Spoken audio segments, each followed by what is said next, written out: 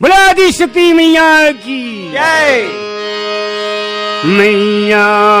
ताले गुरिया के निर्मल पानी हो माया ताल गुरिया के निर्मल पानी हो मैया ताले गुरिया के निर्मल पानी हो माया ताले गुरिया के निर्मल पानी हो माया ताले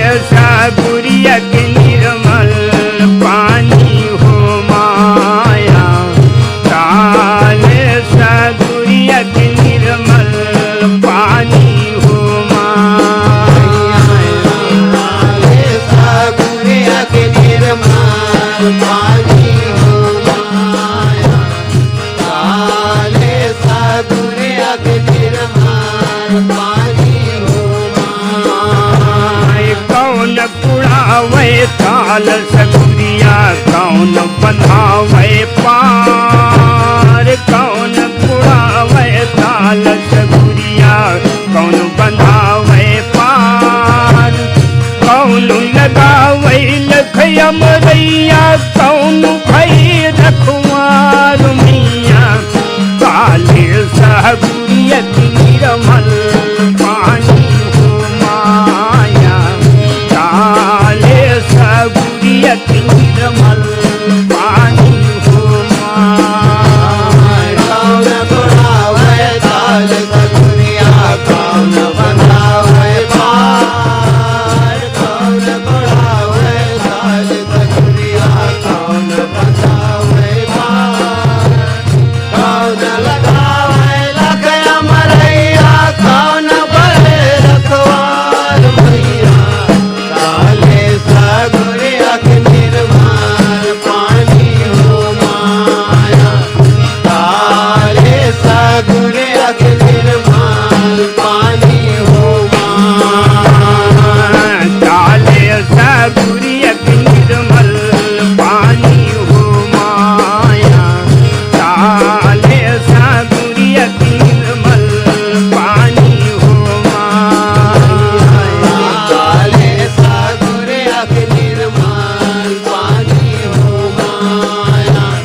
ताले सगुरिया के निर्मल पानी हो माया राम कुड़ावे ताल सगुरिया लखन बंधावे पार राम कुड़ावे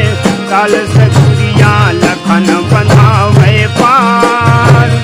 सीता लगावे लखया मरैया डंगूर भये रखवार मैया ताले सगुरिया की निर्मल पानी हो माया ताले सगुरिया की निर्मल पानी हो माया कौन बुढ़ावे ताल सगुरिया लगन बंधावे पार कौन बुढ़ावे ताल सगुरिया लगन बंधावे पार कौन लगावे लखया मरैया लगन भये रखवार मैया ताले सगुरिया के निर्मल पानी हो माया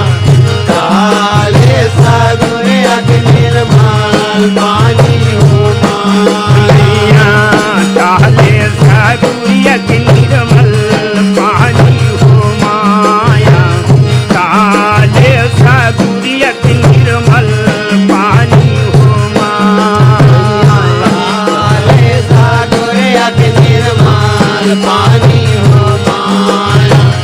ताले सगुरिया के निर्मल पानी हो माया कौन परन है ताल सगुरिया कौन परन है पार कौन परन है ताल सगुरिया कौन परन है पार कौन परन है लखया मरैया कौन परन रखवार मैया